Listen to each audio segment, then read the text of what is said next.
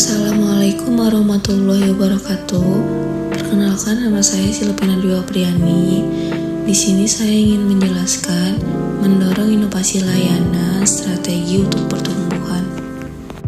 Pengertian inovasi layanan. Inovasi layanan adalah pembaruan atau pengembangan cara perusahaan memberikan layanan agar lebih efektif, efisien, dan sesuai kebutuhan pelanggan. Inovasi ini dapat berupa layanan baru, perbaikan proses, pemanfaatan teknologi digital, atau perubahan model interaksi dengan pelanggan.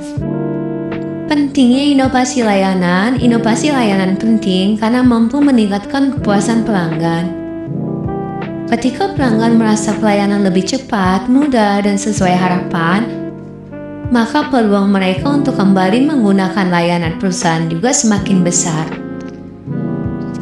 Kepuasan pelanggan ini kemudian dapat berkembang menjadi loyalitas yang mendukung pertumbuhan jangka panjang. Tujuan utama inovasi layanan adalah menciptakan layanan yang lebih bernilai bagi pelanggan dan lebih menguntungkan bagi perusahaan. Inovasi ini membantu organisasi beradaptasi terhadap perubahan kebutuhan pasar, sekaligus memperkuat hubungan jangka panjang dengan pelanggan. Yang pertama, meningkatkan kepuasan pelanggan. Kedua, membangun citra perusahaan yang modern dengan kompetitif. Dan yang ketiga, serta mendukung pertumbuhan pendapatan melalui pengalaman layanan yang lebih baik. Strategi mendorong inovasi layanan. Yang pertama, strategi berorientasi pada pelanggan. Perusahaan perlu memahami kebutuhan, keluhan, kebiasaan, dan harapan pelanggan sebelum merancang inovasi. Kedua, memanfaatkan teknologi. Teknologi seperti chatbot, aplikasi layanan, pembayaran digital, sistem antri online, dan otomatisasi proses dapat mempercepat pelayanan serta meningkatkan kenyamanan pelanggan. Ketiga, strategi melibatkan karyawan. Karyawan yang berinteraksi langsung dengan pelanggan biasanya mengetahui masalah paling nyata di lapangan, sehingga ide mereka sangat berharga dalam proses inovasi. Bentuk inovasi layanan dapat muncul dalam berbagai bentuk. Salah satunya adalah layanan digital, misalnya customer service berbasis chatbot, pemesanan online, atau pembayaran non-tunai. Bentuk lainnya adalah personalisasi layanan, yaitu memberikan pengalaman yang disesuaikan dengan preferensi pelanggan berdasarkan data yang dimiliki perusahaan.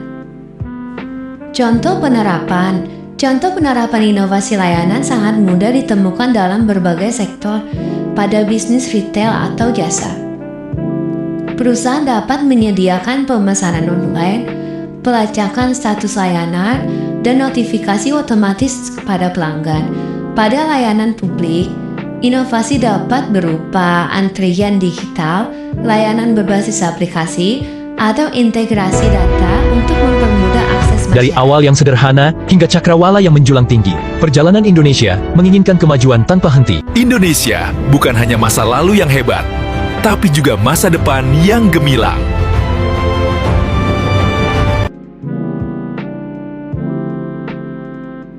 Tantangan dan solusi. Tantangan meskipun bermanfaat, penerapan inovasi layanan sering menghadapi tantangan. Tantangan yang umum muncul adalah resistensi dari karyawan, keterbatasan biaya, kurangnya kemampuan digital, dan ketidaksiapan pelanggan terhadap sistem baru. Jika tidak dikelola dengan baik, tantangan ini dapat menghambat keberhasilan inovasi. Solusi yang dapat dilakukan adalah memberikan pelatihan kepada karyawan, menjalankan inovasi secara bertahap, dan melakukan edukasi kepada pelanggan. Perusahaan juga perlu melakukan evaluasi berkala agar setiap inovasi yang diterapkan benar-benar memberikan manfaat dan tidak justru menambah masalah baru. Indikator keberhasilan layanan dapat diukur melalui beberapa indikator. Indikator tersebut antara lain meningkatkan kepuasan pelanggan, berkurangnya keluhan, meningkatkan loyalitas pelanggan, pertumbuhan jumlah transaksi, dan memperbaiki efisiensi waktu pelayanan. Kesimpulannya, inovasi layanan berupa strategi penting untuk mendorong pertumbuhan bisnis karena dapat meningkatkan kepuasan pelanggan, efisien operasional, dan daya saing perusahaan. Inovasi yang baik bukan hanya berbasis teknologi, tetapi juga harus berangkat dari kebutuhan pelanggan dan didukung oleh keterlibatan karyawan. Sekian penjelasan dari saya, kurang lebihnya mohon maaf. Wassalamualaikum warahmatullahi wabarakatuh.